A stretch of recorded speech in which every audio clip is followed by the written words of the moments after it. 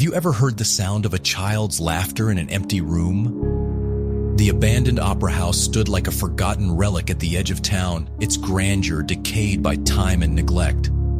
The once opulent chandelier, now a mass of tarnished brass and broken crystal, hung precariously from the ceiling, casting sinister shadows in the dim light of the moon. The air was thick with dust and the faint scent of mildew, and the silence was oppressive, broken only by the occasional creak of old wood.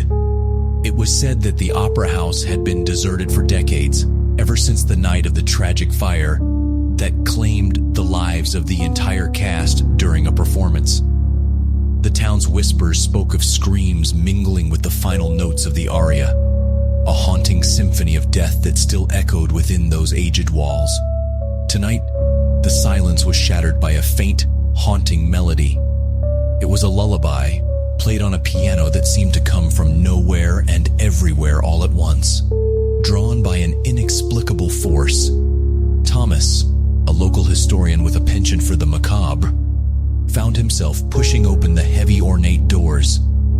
The creak of the hinges echoed like a dying breath.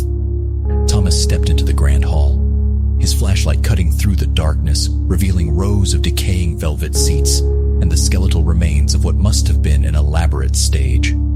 His eyes were drawn to the lone figure standing in the center of it, bathed in a ghostly spotlight that seemed to have no source.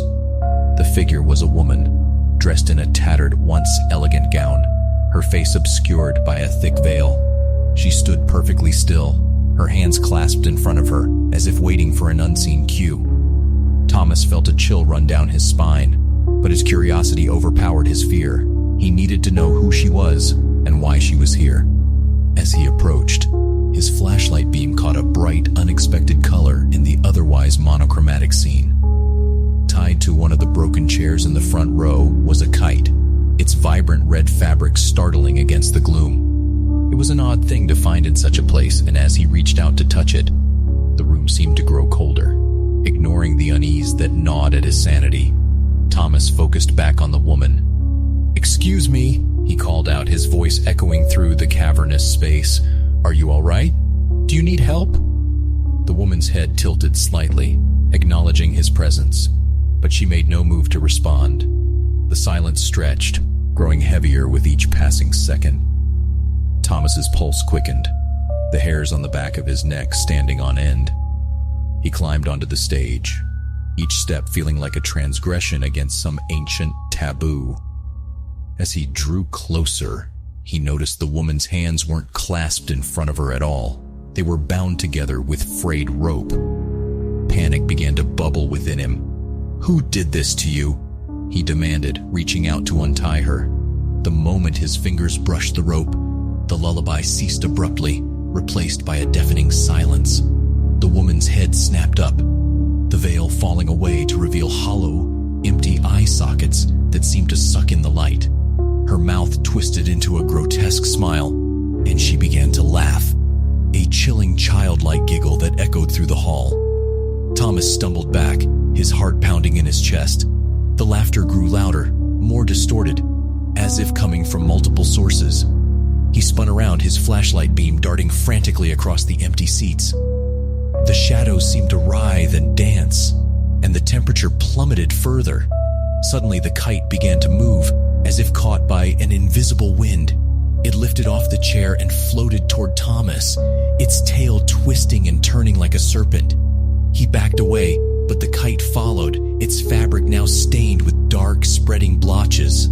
The woman on the stage began to move, her limbs jerking unnaturally, as if controlled by unseen strings.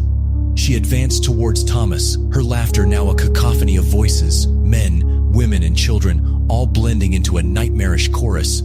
The walls of the opera house seemed to close in, the shadows thickening into a suffocating shroud. Desperation clawed at Thomas's mind. He turned to flee, but his path was blocked by the kite, now fully animate and dripping with a viscous black substance. It wrapped around his neck, tightening like a noose. He gasped for breath, his vision blurring as the woman drew closer, her skeletal hands reaching out. In his final moments, as the life was choked from him, Thomas saw the faces of the long-dead cast. their spectral forms emerging from the darkness. They surrounded him, their eyes empty, their mouths twisted in eternal screams. The last thing he heard was the lullaby, returning in a haunting crescendo as the woman's laughter faded into the abyss. The opera house reclaimed its silence, the shadows retreating to their corners. The kite, now a lifeless rag, fluttered to the ground. The lone figure on the stage resumed her vigil, waiting for the next unfortunate soul drawn by the melody of the damned. And in the town, the whispers continued, warning of the deserted opera house where the past refused to rest, and the dead played their eternal ghastly performance for any who dared to enter.